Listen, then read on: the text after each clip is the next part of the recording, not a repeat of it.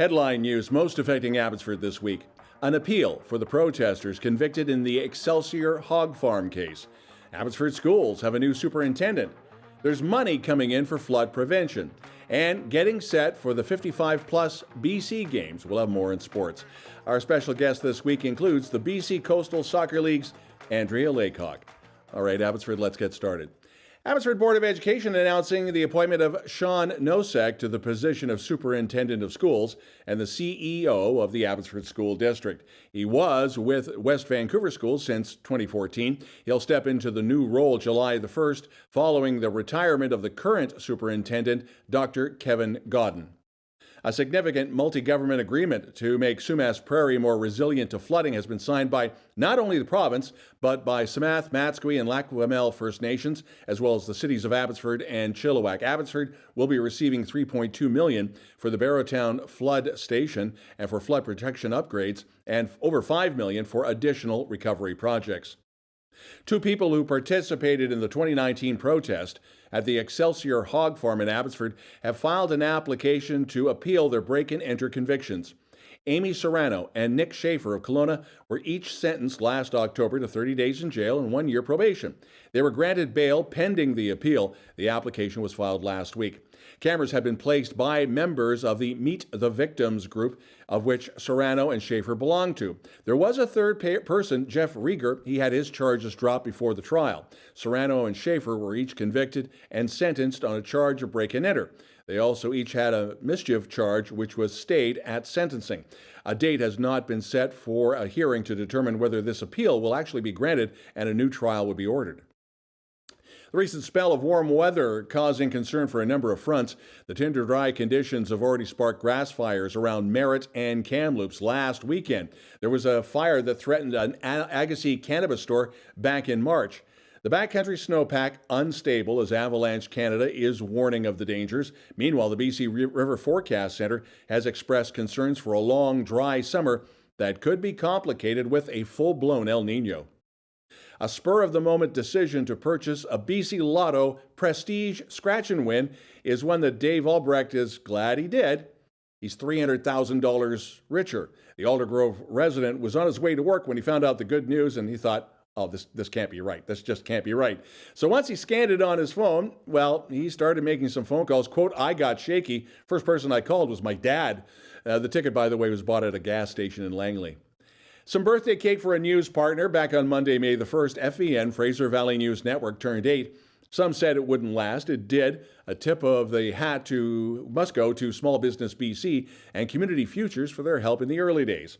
FVN powers the newsroom for this program, News of the Week. Coming up, some more information as we get set for the 55-plus BC Games and an interview with Andrea Laycock on the future of soccer in the Fraser Valley.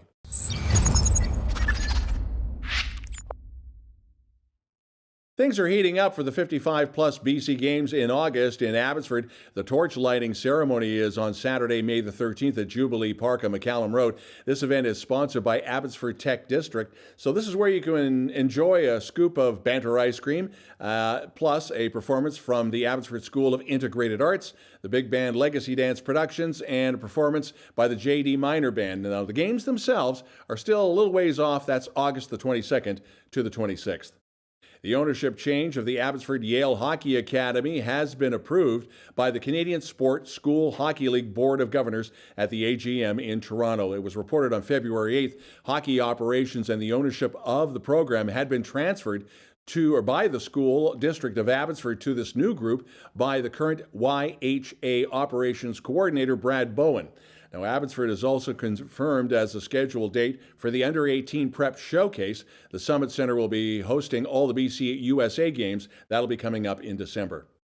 Richard Kimber now has a top job with the Pacific Junior League Mission City Outlaws. Kimber's now the president and the director of hockey operations. From the team's social media, quote, he was born and raised in Mission, played his entire hockey career in Mission, played junior hockey in Abbotsford, where he was a PJHL champion. He knows his stuff. Soapbox racing will never die, and after the pandemic, they are back on the streets. The Mission Soapbox Derby Association hosted a hot dog fundraiser for the Soapbox Derby back on Saturday, April the 29th at the Mission Save-On. They raised $550.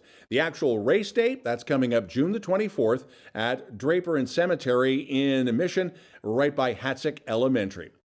BC Coastal Soccer League was created back in 2018, amalgamating the 4 youth leagues that operated in the Lower Mainland. That included the Fraser Valley, and a familiar face is now in that mix, Andrea Laycock. We sat down to talk to her about her new responsibilities, and after that, Cari with the weather. News of the week continues with a familiar face when it comes to soccer in the area, in the Fraser Valley. But things have been kind of changing now. Andrea Laycock was at Chilliwack FC. Now you got a new gig, and this covers not just the entire valley, this covers all of British Columbia. BC Coastal Soccer, or just all of the Lower Mainland? Lower Mainland. Whistler to Hope.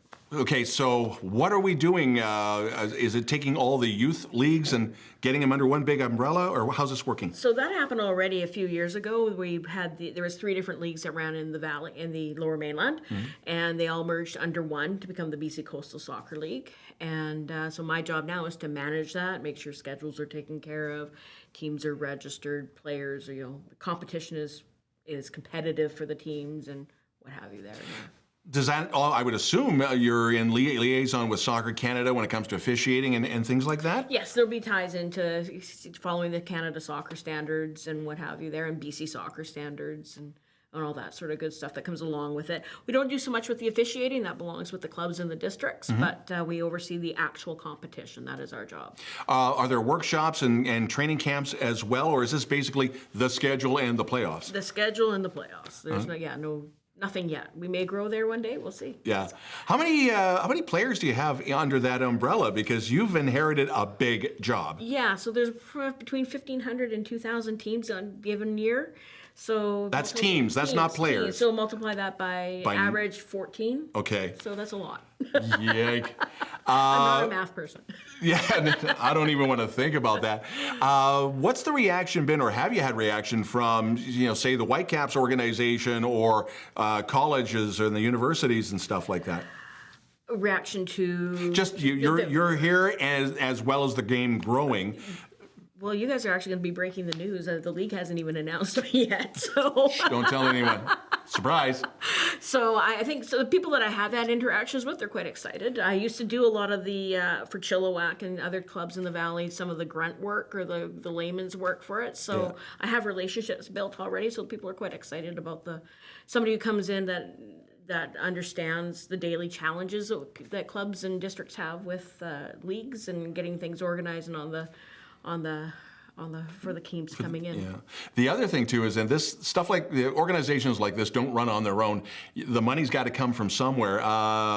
Are you heavily involved in getting the sponsorships as well, or is it you've got a team to do that? And as far as the advertising and everything else, we'll probably grow that out a bit. But right now, it'll become my responsibility as a part of that. But first of all, is making sure we had a really rough start last year through nobody's fault, and we want to make sure that this year's start is a much smoother first, and then we'll worry about sponsorships and growing that piece of it for the league later. One other thing, we mentioned this off the air, and we wanted to settle anybody who had any fears, because there's been some changes at Chilliwack FC. You're now moving over to this new job, but Chilliwack FC is okay. Chilliwack FC is great.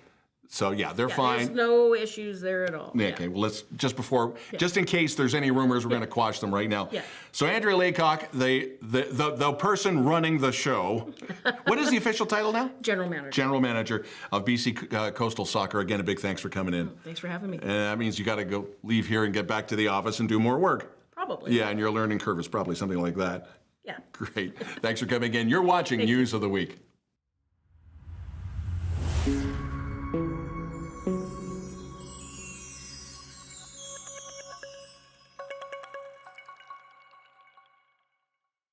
abbyTV weekend weather. Cari, is this weekend going to be a washout? Yes, Don, that's kind of it for the sun for a while. We got 11s, up to 14, maybe 15, down to 6 all week. But my app, it says that it's going to be sunny next week, so I don't know who to believe anymore. Me or them? Back to you. Thanks, Cari. If you'd like to participate in reporting news in Abbotsford and you have a story you think we should know about, you can always send us a note to news@chilltv.ca. We'd love to hear from you. That's the news this week. Have a great, may the 4th be with you. We had to go there. And have a great Cinco de Mayo. I'm Don Lehn.